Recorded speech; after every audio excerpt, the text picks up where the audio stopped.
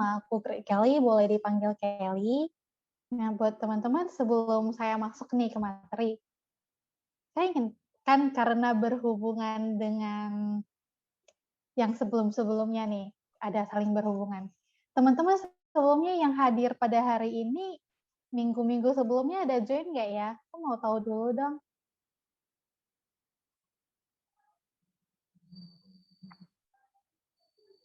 Boleh ketik di kolom chat kali ya. Bentar ya. Oke. Ada dong. Oke, ada yang respon. Oke, thank you, thank you. Nah, teman-teman, pada hari ini sesuai dengan yang poster sama yang telah Santoso sampaikan, hari ini saya akan membahas tentang salah satu bagian di jalan utama berunsur 8 yang mungkin teman-teman tahu dengan sebutan Aryo Atangiko Mago. Oke, operator boleh tolong next. Nah, jalan utama berunsur 8 merupakan ajaran utama agama Buddha yang menjelaskan tentang jalan menuju lenyapnya penderitaan atau duka dan mencapai pencerahan. Oke, boleh next.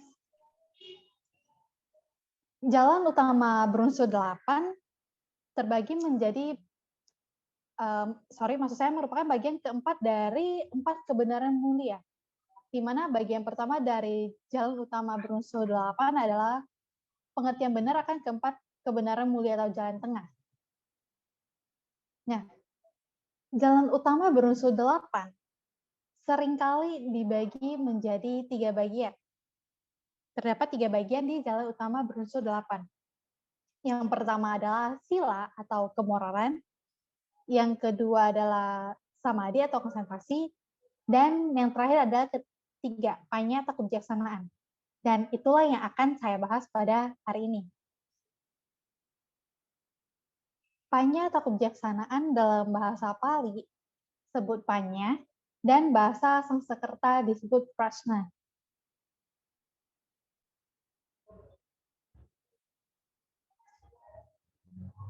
Dalam satu Dhammapada syair ke-79 disebutkan bahwa ia yang mengenal Dhamma akan hidup berbahagia dengan berpikiran tenang. Para bijaksana selalu bergembira dalam Dhamma yang dibabarkan oleh pada Arya. Kebijaksanaan dalam Buddhisme atau panya.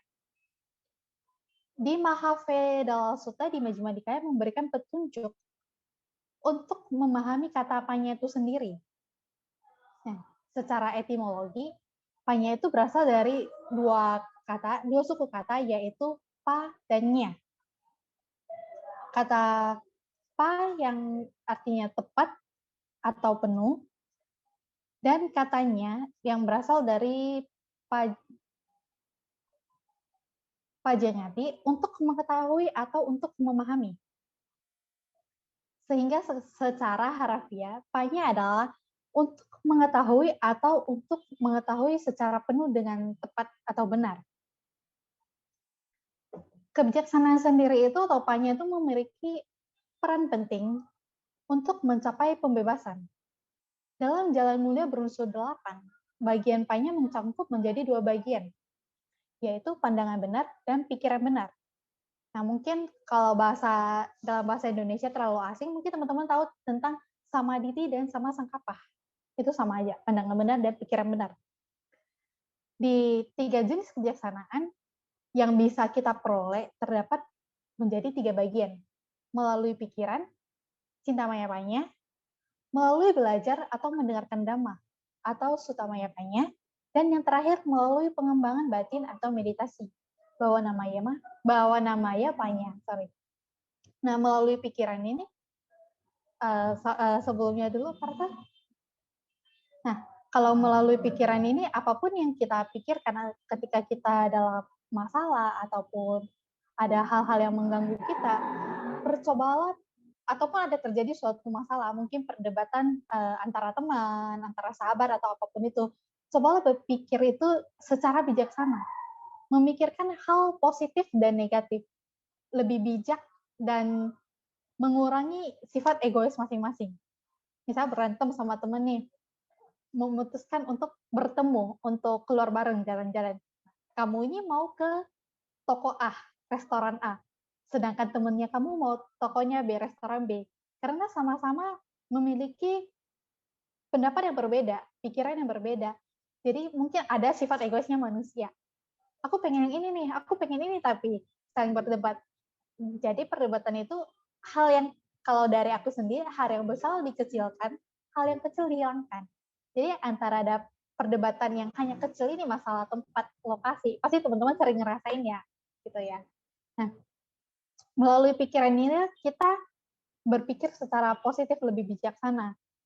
Suatu ketika mungkin di suatu kondisi di saat itu, oh kamu ngalah sama teman kamu ke restoran B aja deh, nggak apa-apa, janji lagi next time-nya baru ke restoran A. Jadi sama-sama mendapatkan keputusan yang sama, seimbang. Terus yang kedua itu melalui belajar atau mendengarkan dhamma.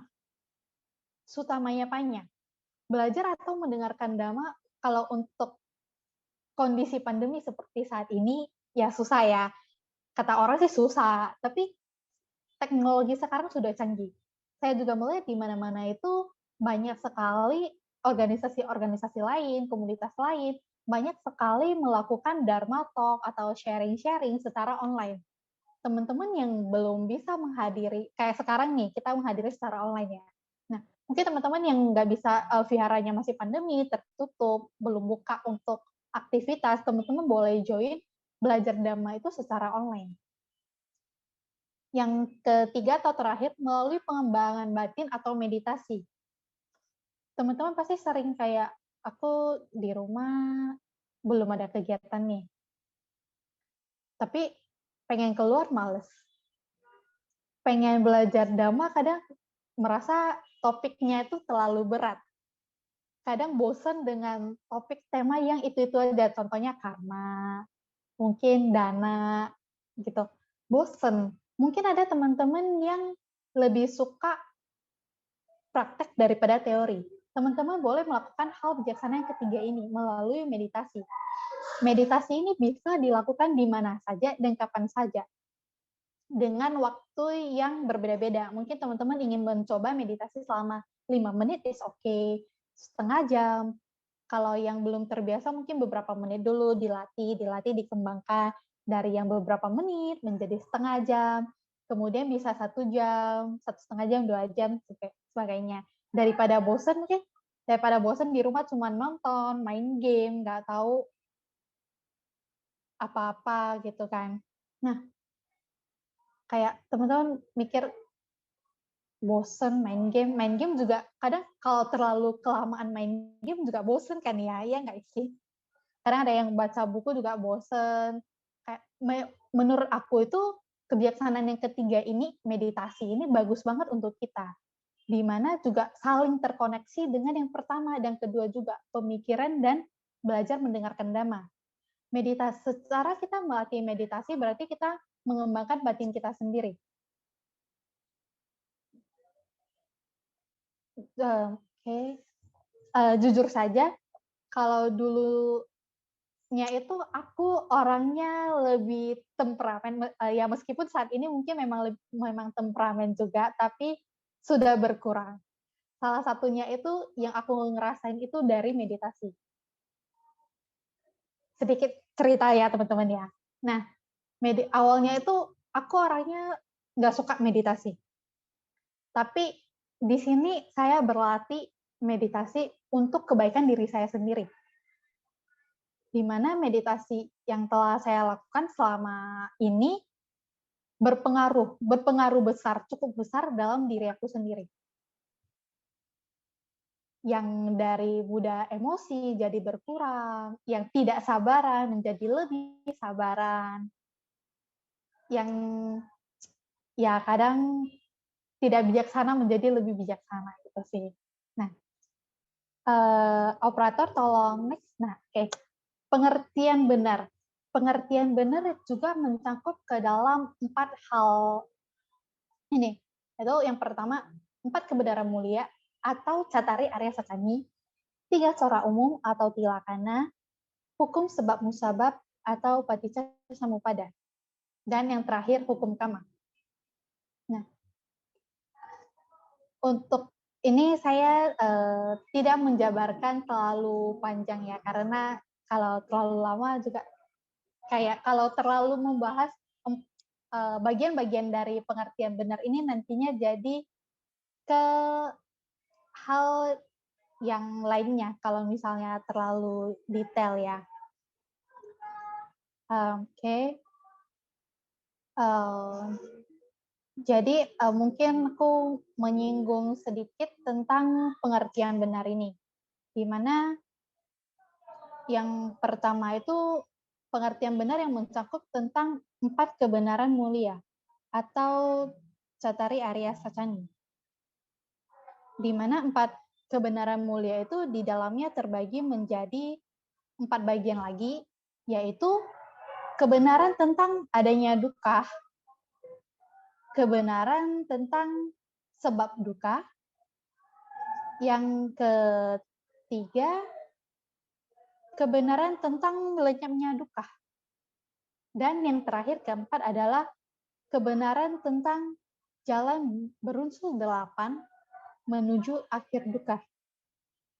Nah, dukkha-dukkha ini menurut saya sendiri dan apa yang sebelumnya saya pelajari, dukkha ini juga bisa diatasi dengan salah satu caranya yaitu melalui meditasi. 3 corak umum atau tilakana, hukum sebab musabab atau paticca samuppada.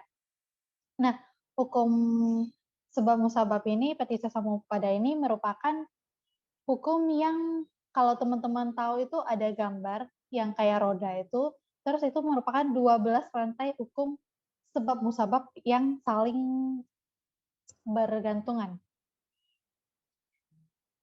Di mana kalau dari awal itu ketidaktahuan itu menimbulkan karma pembentuk. Karma pembentuk itu menimbulkan kesadaran. Kesadaran kemudian menimbulkan nama dan rupa. Nama dan rupa menimbulkan indera. Indera menimbulkan kontak. Kontak menimbulkan perasaan. Perasaan menimbulkan hasrat. Hasrat menimbulkan sikap.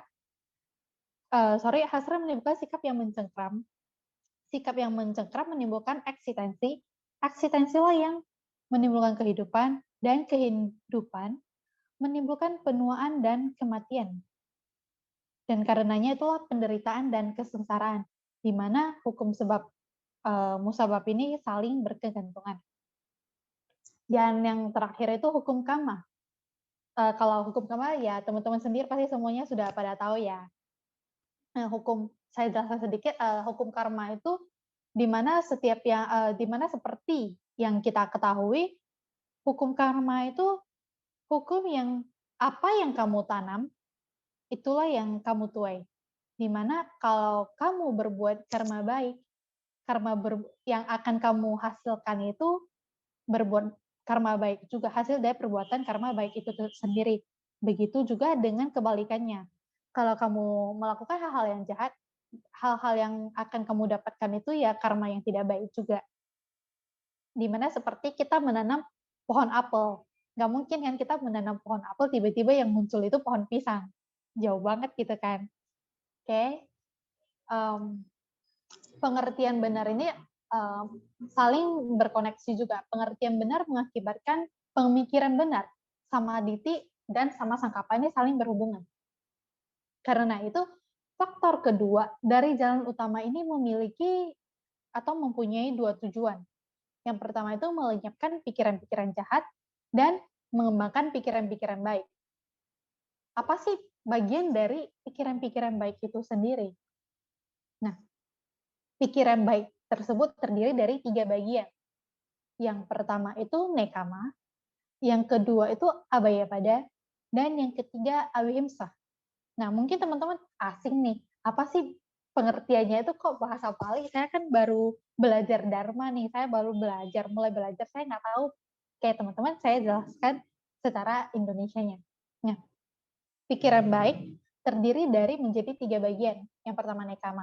Nekama itu adalah melepaskan diri dari kesenangan dunia dan sifat mementingkan diri sendiri yang berlawanan dengan kemelekatan atau sifat mau menang sendiri, yang seperti saya sampaikan sebelumnya, yaitu sifat egois.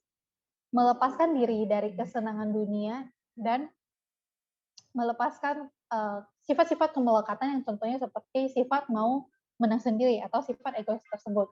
Yang kedua itu pikiran baik tentang cinta kasih, itikat baik atau kelemah lembutan yang semuanya itu berlawanan dengan kebencian, itikat jahat atau kemarahan. Jadi hal-hal yang diabaikan pada itu adalah cinta kasih, meta, melakukan itikat baik dan kelemah lembutan. Yang ketiga yang saya sebutkan tadi awihimsa, yaitu tidak kejam atau kasih sayang. Kasih sayang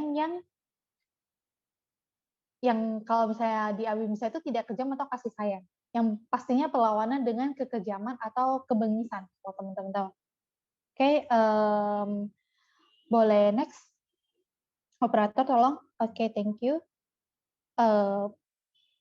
P-nya sendiri adalah sesuatu yang harus kita kembangkan. Kenapa kita harus mengembangkan kebijaksanaan ini? Dimana kalau kita melaksanakan kebijaksanaan itu, ketika P-nya atau kebijaksanaan kita dikembangkan, maka kebodohan batin kita itu dapat ditinggalkan. Ditinggalkan itu bagaimana? Yang seperti yang saya sebutkan seperti yang sebelumnya. Yang kebijaksanaan melalui pikiran, kebijaksanaan melalui belajar atau mendengarkan dharma, belajar dharma melalui buku, mendengarkan dharma mungkin mendengarkan dari Dhamma Duta, Dhamma Desana, ataupun podcast-podcast yang sekarang yang sudah pasti banyak tentang podcast yang menyebarkan tentang dhamma-dhamma. Dan yang terakhir itu melalui pengembangan meditasi atau melatih batin kita sendiri. Nah, dengan meninggalkan kebodohan batin itu, ada sesuatu hal yang pastinya membuat diri kita itu lebih lega. Contohnya tadi sifat egois. Kalau seseorang memiliki sifat egois yang cukup tinggi, tentunya pasti orang-orang akan menjauh dari diri kita. Kalau misalnya saya nih, sifat egois saya tuh terlalu tinggi, terlalu mementingkan diri saya sendiri, tidak memikirkan secara bijak apa yang akan terjadi jikalau egois saya terlalu tinggi. Apa akibatnya? Salah satu akibat yang mungkin kalau egois saya terlalu tinggi, tidak mementingkan atau tidak memperdulikan teman-teman yang lain, atau sahabat yang lain, atau keluarga, siapapun, perlahan tapi pasti, semuanya itu pasti akan meninggalkan kita. Karena sifat kita yang terlalu egois, yang tidak memiliki cinta kasih kepada orang lain, tidak memiliki kasih sayang kepada orang lain, hanya memikirkan dirinya sendiri. Dengan meninggalkan kebodohan batin ini, terdapatlah pembebasan melalui kebijaksanaan. Setelah menjadi jelas di dalam kebijaksanaan itu, seseorang tidak akan terlahir lagi. Dan kebijaksanaan itu bisa disimbolkan sebagai pisau. Dimana teman-teman pasti tahu, pisau yang baru itu pastinya tajam banget. Setumpul-tumpulnya pisau lama, pasti juga akan merasakan sakit di bagian tubuh kita. Kalau misalnya itu, ya kalau yang pisau baru pastinya kalau begitu disayat, tentu di darah kita, maksudnya di tubuh kita, di daging kita pasti langsung mengeluarkan darah. Kalau yang tumpul, oke lah, mungkin sekali ditusuk tidak mengeluarkan darah. Tetapi tetap pisau tumpul yang itu membuat kita merasakan sakit. Nah, dengan panya kebijaksanaan, seseorang dapat memotong akar-akar. Dari apa? Akar-akar kejahatan, rintangan, dan ikatan-ikatan yang lain. Seseorang harus menjadi orang yang memiliki kebijaksanaan untuk membebaskan dirinya dari penderitaan alam samsara. Kalau misalnya ditanya lagi nih, caranya itu apa dan bagaimana? Seperti yang saya sebutkan sebelumnya, dengan kebijaksanaan melalui 3 hal itu. kebijaksanaan melalui pikiran, kebijaksanaan melalui ucapan, dan perbuatan itu sendiri.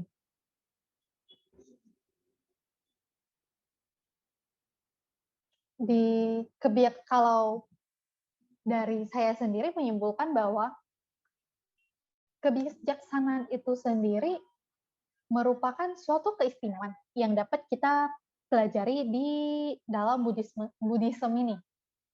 Di mana mungkin di hal-hal yang lain atau mungkin agama-agama lain gitu ya. Mungkin kebijaksanaan itu dijelaskan pastinya ada, pastinya dipelajari di sana. Tapi mungkin berbeda dengan ajaran Buddhisme yang kita pelajari. Buddha mengajak kita untuk memiliki kebijaksanaan, melatih kebijaksanaan kita sendiri. Tanpa adanya kebijaksanaan, mungkin kita akan susah untuk memahami apa sih yang telah diajarkan oleh Sang Buddha pada sebelumnya, yang dimana kita pelajari dari apa yang kita ketahui sekarang. Ajaran Buddha diperuntukkan untuk oleh mereka yang melatih kebijaksanaan. Mereka yang bijaksana. Mereka-mereka yang memiliki bijaksana, bukan untuk orang yang tidak memiliki bijaksana. Oleh karena itu, berjuanglah untuk memperoleh kebijaksanaan itu sendiri dari diri kita sendiri dulu. Karena memperoleh kebijaksanaan merupakan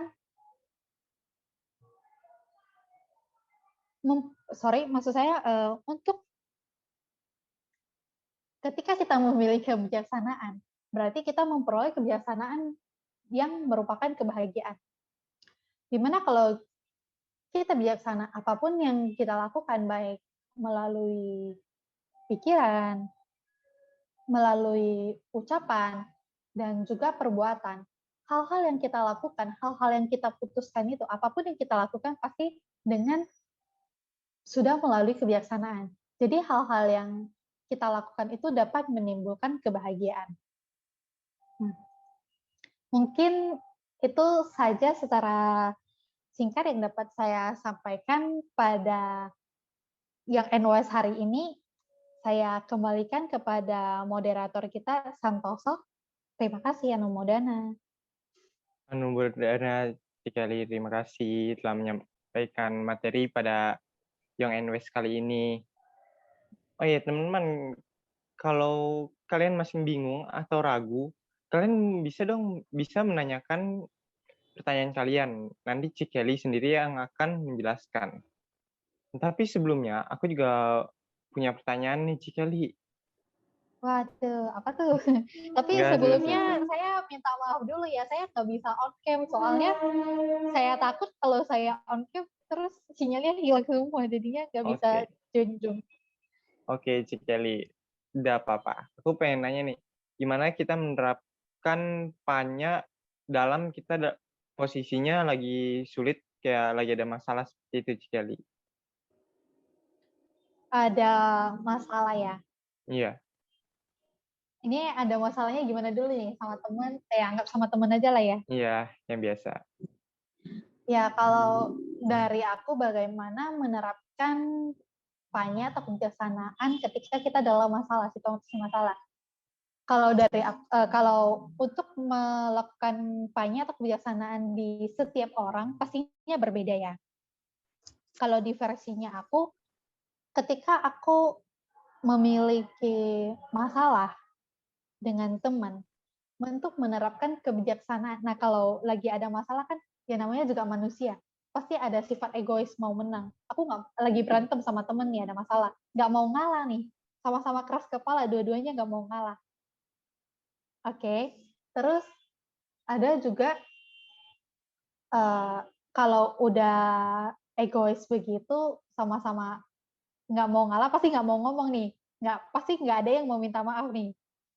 Nah, kalau dari aku sendiri, kalau aku yang menerapkan kebijaksanaan di aku, kalau aku punya masalah dengan teman aku, biasanya itu aku yang nggak berhubungan dulu sama dia untuk sementara waktu. Misal bukan dalam hitungan hari ya, misalnya dalam hitungan menit atau hitungan jam, mungkin setengah jam aku healing self dulu. Jadi aku tenangkan diri aku dulu, terus aku mikir lagi. Tadi kami itu berantemnya karena apa ya? Nah, setelah udah tahu akar masalahnya di mana, terus mikir, oh tadi harusnya aku nggak jawab dia begitu. Oh harusnya tadi aku harus lebih bijaksana ya mendengarkan dulu, kemudian memberikan saran, tidak langsung memotong atau menyela gitu, padahal kan dia belum selesai ngomong misalnya gitu ya kan. Nah, terkadang itu, kadang aku susah self healing dengan begitu. Kadang itu aku dengerin musik dulu sih, dengerin musik, dengerin lagu, udah benar-benar tenang. Kalau enggak, kadang aku bisa meditasi sih. Tapi aku lebih sering dengarkan lagu daripada meditasi kalau ada masalah gitu. Jadi ya kalau self healingnya aku, kalau menerapkan kebijaksanaan aku ya beneran aku dalam keadaan yang normal, tidak emosi, jadi keadaan yang lebih stabil. Kalau emosi kan ya sama aja, kalau kamu tidak egois, kamu emosi, ya tetap berdebat, tidak selesai permasalahannya. Ya, jadi kalau aku sih itu ya, lebih ke menenangkan diri sendiri dulu, temukan masalahnya apa, terus memikirkan bagaimana cara menyelesaikan masalah tersebut. Kalau aku keras kepala, dia keras kepala, aku udah self healing, udah tenang, ya meskipun di saat itu bukan aku yang salah, tapi nggak apa-apa kok kalau aku yang minta maaf duluan. Karena ada pepatah mengatakan mencari teman itu susah, mencari musuh itu mudah. Kalau dari aku itu sih. Thank you. Semoga Oke. menjawab pertanyaan Santo ya. Oke, sangat menjawab sekali Cikeli. Terima kasih ya. Sama-sama. Hmm, Cikeli ada pertanyaan nih dari Ko Edward. Aku bacain ya. Oke, Nama budaya, boleh. oke, nama budaya aku mau tanya, kita nggak stuck di pemahaman teori Dharma. Dharma saja, namun kita mau dan bisa mempraktekkan Dharma. Terima kasih. Oke, thank you Edward atas pertanyaannya.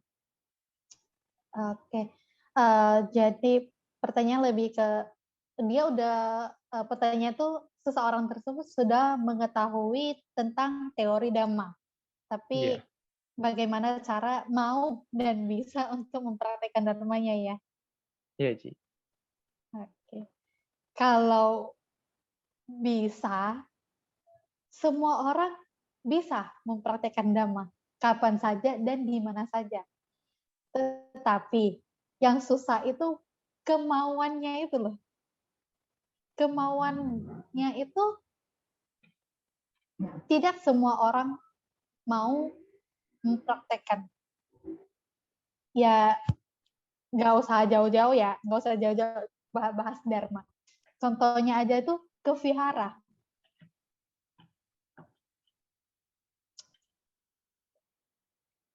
Kita udah pasti diajarkan ya di sekolah, di rumah sama orang tua.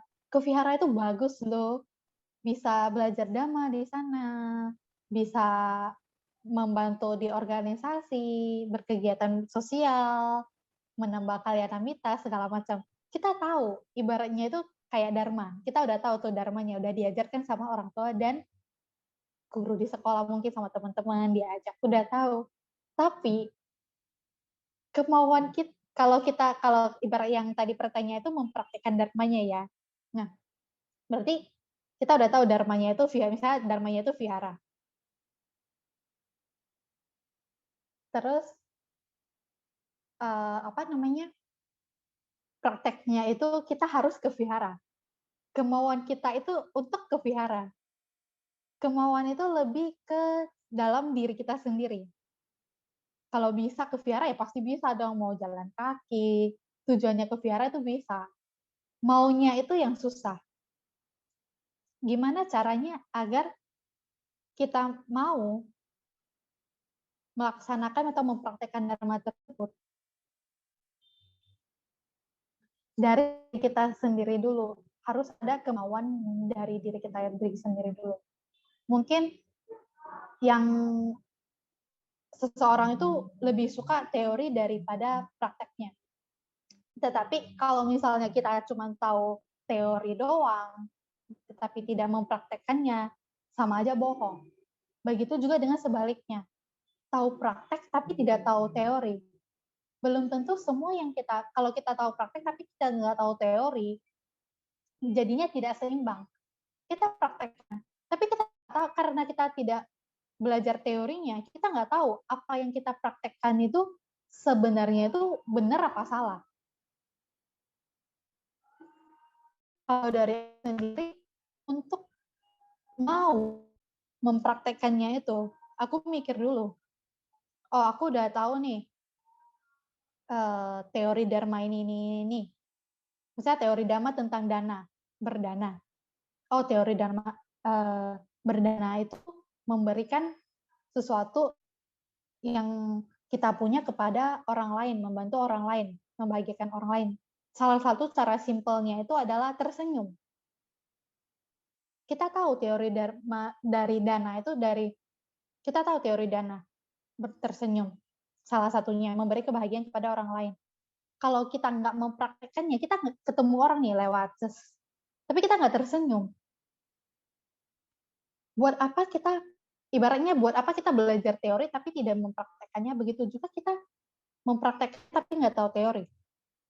Jadi harus ada keseimbangan, harus ada kemauan dari diri kita sendiri. Kalau kamu suka teori, cobalah belajar perlahan-lahan untuk menyukai praktek. Begitu juga kalau kamu melakukan suka praktek, cobalah belajar teorinya. Apakah hal-hal yang kamu praktekkan itu udah betul atau belum? Sesuatu yang kita mau itu pasti awalnya itu kita cari tahu dulu. Contohnya kita suka musik nih, tapi kita nggak suka nonton. Musik dan nonton itu bisa saling berhubungan. Diibaratkan dengan belajar teori dan praktek, saling berhubungan. Kalau kita cuma mendengarkan musik, tidak melihat MV ya, MV-nya, atau mungkin videonya, kita nggak lihat. Kita cuma dengarkan musiknya. Kadang kan ada hal yang agak kurang gitu, gimana ya. Nah, di saat kita mempelajari teori dan praktek secara bersamaan, itulah akan menjadi hal-hal yang seimbang. Kalau cuma stuck di teori terus karena nggak praktek, ya pasti kita nggak tahu gimana rasanya. Misalnya kata orang, meditasi duduk enak nih, meditasi duduk caranya begini, kakinya dilipat, segala macam, duduk dipaitin, bla bla bla bla bla. Udah oke, kita udah tahu teorinya. Tapi kita nggak mempraktekkan, kita nggak tahu dong meditasi itu enak apa enggak. Terus ada temen yang lain bilang, enggak kalau menurut teori meditasi untuk duduk, kalau misalnya praktik meditasi duduk aku kurang suka, nggak enak. Aku lebih suka meditasi berjalan. Tinggal jalan, fokus arah langkah, kiri kanan, dan mengucapkan dalam hati budo-budo. Nah, terjadi perbedaan antara meditasi duduk dan meditasi berjalan. Kita sendiri ya stuck, oh meditasi duduk, udah tahu nih teorinya. Oh meditasi duduk teorinya begini. Meditasi jalan teorinya beda. Yang satu sukanya meditasi duduk, yang satu sukanya meditasi berjalan. Kalau aku bagaimana ya gitu. Nah, pastinya kalau kita harus mengetahui apa yang kita suka, apa yang kita ingin tahu, setelah pengetahuan teori kan harus praktek. Nah, dari saat kita ingin tahu itulah muncul keinginan mau untuk mempraktekkannya. Jadi, oh, aku coba deh hari ini meditasi duduk dulu, besok aku coba deh meditasi berjalan. Nah, setelah udah tahu teori, udah tahu praktek, muncullah rasa suka. Rasa suka dan kemauan pasti, oh aku merasa kayaknya meditasi berjalan lebih cocok deh ke aku, gitu. Nah, jadi dari itulah, untuk kedepannya, oh aku mau meditasi berjalan aja deh. Nah, dari kita mencoba memulai hal yang kita tidak mau, awalnya kita tidak mau meditasi, karena kita penasaran akan hal itu, jadinya kita mau dan kita mempraktekkannya. Jadi menurut aku teman-teman, untuk pertanyaan ini bukan cuma untuk Egbert, tapi untuk kita semua ya. Jangan hanya mengetahui teori, tapi tidak mempraktekkannya. Begitu juga dengan jangan mempraktekkannya tanpa mengetahui teori.